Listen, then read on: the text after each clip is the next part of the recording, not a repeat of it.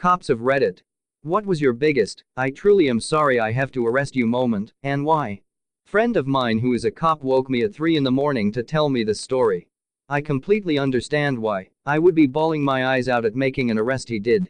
He was called in to deal with a domestic dispute and arrested the woman because she beat the ever-loving shit out of the man. He told me he probably had a broken nose and wouldn't be shocked if he had vision problems, one of his eyes, for the rest of his life. My friend brought the woman in, and she had some fresh marks as well, a couple cuts and a solid bruise on her arm. She also had a couple wounds that had clearly been there for a couple days, and a couple that looked like they had just healed. My friend thinks that the man was abusing her for the longest time, and she just snapped and defended herself. Thing is, my friend's mother was also abused by his father, so arresting who seemed to be the overall victim broke his heart. As a probation agent, I was supervising Tim, early 20s, on probation for possession of narcotics. Tim lived in assisted living apartments due to severe mental health. Great person who just needed help learning more about his mental health.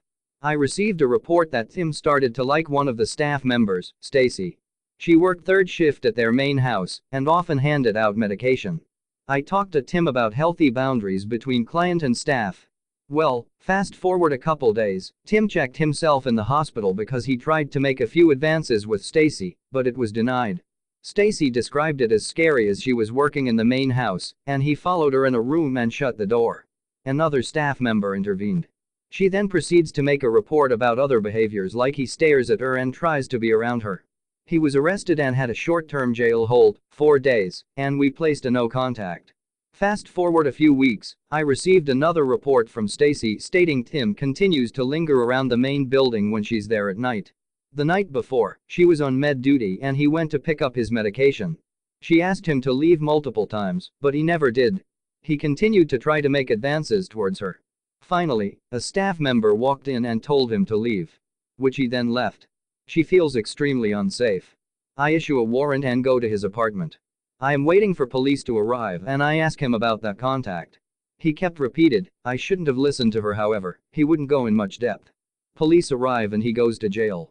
I staff with my supervisor if we should revoke his probation as Tim is engaging in stalking behavior. I was finishing up my investigation, and Tim adamantly denied Stacy ever telling him to leave that night. Finally, he breaks down and said they've been having a relationship for the past few months. Sure shit, checked his Facebook account, and it is apparent they were dating. She assured him no one will find out. Arranging times to meet. Extremely flirty and sexual messages were sent between them. The bitch Stacy told me he was stalking her so she wouldn't lose her job. She reported the gestures as unwanted because other staff members caught them together. I was pissed that he went to jail, let alone we almost proceeded with revocation. I felt awful and apologized for the time he spent in jail. This was reported to the supervisor. But the fucking bitch didn't lose her job. Anyone else would have their social work listened, revoked, or face criminal charges. She just kept on working there. The county moved him to a different program. TLDR. Client was accused of stalking a staff member of his assisted living program. Turns out staff and client were in a relationship, and staff made a false report so she wouldn't get fired. I am a cop, but this one isn't my story. It's a buddy of mine. Woman calls 911 from hospital. Says she had been raped in our jurisdiction and was at the hospital awaiting a rape kit. Officer responds and begins preliminary investigation. He'd been talking to this woman for a couple hours when dispatch raised him on the radio. The dispatcher decided it was a good idea to run a warrant check on the woman and discovered she was wanted through Kentucky, not the state we worked in, with full extradition, meaning if she were found in any state in the county the state of Kentucky wanted her shipped back to face their charges. I don't recall what it actually was that she was wanted for, but it wasn't for anything I'd consider major enough to warrant full extradition. At that point the officer didn't really have a choice taking her into custody. It was done so obviously after being treated and released from the hospital, but nonetheless that was a shitty moment despite the magnitude of whatever she did in Kentucky. I draw the blood for DWI arrest, so not a cop, but I was sitting in the assistant district attorney's office when an officer calls in, and he stated that he felt horrible arresting this lady for drunk driving, even though she was plastered, because she was at her boyfriend's house, and they all were drinking, and the boyfriend's friend started trying to rape her, and her boyfriend did nothing about it. So she hit the friend in the head and got in her car and fled from danger. Another driver called her into 911 for swerving. The lady drove 3 miles and made it to a gas station where she was found trying to call her friends on her phone for help. He felt bad that he had to bring her in, but the ADA didn't accept any charges on her, and the officer took her to her friend's house. 2 other officers went back to the boyfriend's house, and they got arrested with existing warrants and the sexual assault. Seeing that woman sitting in the jail for the few minutes he was there was heartbreaking. She was covered in scratches and her clothes were torn. I'm so glad they didn't charge her for fleeing being raped. I got a call to a barber shop at like 4 a.m. for a woman outside who wanted her boyfriend, who she stated was on the inside, to give her house key back. She initially told me that she had no way to get into her house because her boyfriend, now ex, had the key, and so she needed it back. She also decided it was a good time to tell me he had a felony warrant. I ran him and sure enough he had one. I felt bad for her, so I started to pound on the front door of this barbershop. I knew he probably wasn't going to answer, so I yelled something about if he didn't open up, I would report the barbershop to our problem properties unit for having someone sleeping overnight in the business. Sure enough, he comes to the door and opens it up. I immediately recognize him as a janitor at one of the grocery stores I frequented while working midnights, as it was the only thing open to get food. He was always really cool with me and seemed like a really hard-working guy. He explains to me he has no key of hers, and the only reason she is there is because she knows he has a warrant, and she just wants him to go to jail. He said he planned on turning himself in soon, but just wanted to get some things straightened out first with his kids. Unfortunately, I had already run his information on my car computer, so I had no choice but to arrest him for the warrant.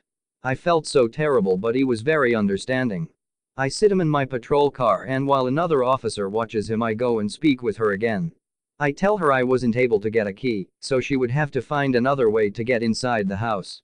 She tells me that's okay, she has a spare key. I ask her for her information now and go run her, and I'm praying to whatever God is out there that she also has any type of warrant, as I was going to arrest her too. But she does not, and she gets to go on her merry way. On the way down to intake, I asked the guy why he had to come to the door. Said it was his friend's barbershop and he didn't want him to get in trouble over his drama. I felt so bad because I had to tell him I was just bluffing, and none of that would have happened. Still feel terrible to this day. I once got a call for domestic violence. Another officer and I park our cars halfway up the block, for safety reasons, and start walking up to the house when we're approached by a man. He tells us that we're there to arrest him, but he refuses to give a statement, he just says he's sorry. We put him in handcuffs pending the investigation, and I go inside. Short end is that Dad was drunk, didn't like the way the son number 1 was talking to him, and started beating him. Mom tried to step in and got pushed down. Son number 2 tries to help, but Dad attacks him and chases him out of the house. Mom and son lock themselves in the bathroom and daughter, who was frightened, runs to a neighbor's house. Mom and 2 sons agree on what happened, so it's an easy arrest. But inside the house there was a door with a bunch of locks on it that piqued my curiosity. It was obviously used to lock someone inside. Mom and sons wouldn't tell me what it was for, so I asked Dad. He said that the door was their daughter's room. His sons would rape her at night, so they locked her in to protect her. He said son number 1 had been arrested for it, but he wasn't given any jail time, and a judge said it was okay, as long as they locked the daughter in her room at night. He told me that when he drank he would get angry at his sons, but felt guilty that he did. I didn't think he was lying, but no judge would let a little girl stay in the same house as her rapist. I did some digging and found out the daughter reported being raped to a teacher. After son number 1's arrest, prosecutors and CPS dealt only with the mom, who was entirely uncooperative, and the case was eventually dropped due to lack of evidence. When I asked Dad about it, he said that he had a hard time dealing with it at the time, and left everything up to his wife. CPS ended up doing an emergency removal on the daughter and another small child. I still had to arrest Dad for attacking his family, but I felt bad for it. I have no idea what happened to any of them after that. It was Christmas Eve at a super fancy hotel downtown in my city. Lady drove her vehicle into a parking barrier, and hotel security called it in. Got out there and she had her daughter in the car with her. Mom had recently bought her a Christmas puppy, a tiny little corgi.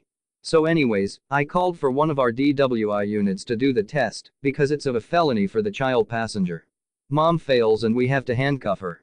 She tried to run, and my partner takes her to the ground as he falls, slipping all in front of daughter and Christmas puppy. Mom goes to jail and I had to stay with the little girl until her aunt arrived. Learned Dad walked out on them earlier in month, and Mom was having a tough time dealing with it. Mom needed to go to jail, she was drunk, but I felt for her and I'm no longer a cop, but my first ever DUI arrest was a guy I went to a very small college with, and we graduated together. I knew his family, his dog's name, we were friends. He was weaving all over both lanes and running onto the shoulder on both sides of the road. He cried and begged me to just let him go and he'd walk home, and that he was sorry. He had to go to jail. I've told this story here before, but I used to live with a cop. She was called to a shoplifting incident and found a young, totally emaciated looking boy, couldn't have been older than 12, who the shopkeeper had pinched stealing some bare essential, a loaf of bread or a can of beans or something. She and her partner did everything they could to talk him out of pressing charges on the kid, but the shopkeeper insisted, and unfortunately her partner that day happened to be a superior or something, and whether or not to follow through with the arrest was out of her hands. She had to take this crying, scared, starving boy to juvenile prison with teenagers who had committed real crimes. She did everything she could to ensure he got immediate social services attention, and lobbied to keep the charges from appearing on his record at all. But she still felt broken having to do that to a kid who needed help. Just happened. Not sure how the guy ended up here, but he had no phone, no family to call. Wasn't welcome at the homeless shelter because he was caught drinking there. Very cold outside. Mental health evaluated him and kicked him free saying they couldn't help. Didn't have any vouchers or money to stay at a motel. He asked to go to jail. I warned him of trespassing at the police department for the next 24 hours. He refused to leave. Arrested for trespassing. Was the best. Legal limit in our state for drink driving is .05. Set up a random site on a straight stretch of road, could probably see us for 2 kilometers in every direction. This guy comes through, with his 2 kids in the back. He's returning home from a mate's birthday. Blows, .06. Just over. He lived 3 houses down from where we set up the site. He could have gone back streets or dodged us 50 different ways, but he was too honest, thought he was okay. Felt bad then. So I'm finishing up some preliminary paperwork in the Dollar General parking lot, in reference to a shoplifting when I see a pickup go past me at a high rate of speed. I didn't have the opportunity to radar or pace it, but it was highway speeds in a 35. So I get on him after the 7 or 8 blocks to catch up. He turns into the cemetery. I activate lights and here we go. Ooh, get out, signs of an obvious DUI.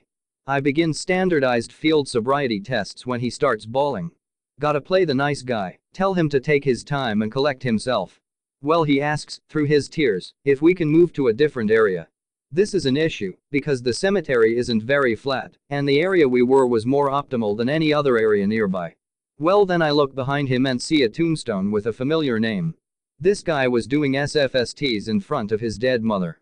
Within the past 2 years, this guy had his house burned down, his mother died, and his wife divorced. And I knew all of this. I didn't feel bad or guilty making the arrest, it definitely had to happen. However, I did feel for the person. I can only hope he's working to better himself now. This was about 4 months ag.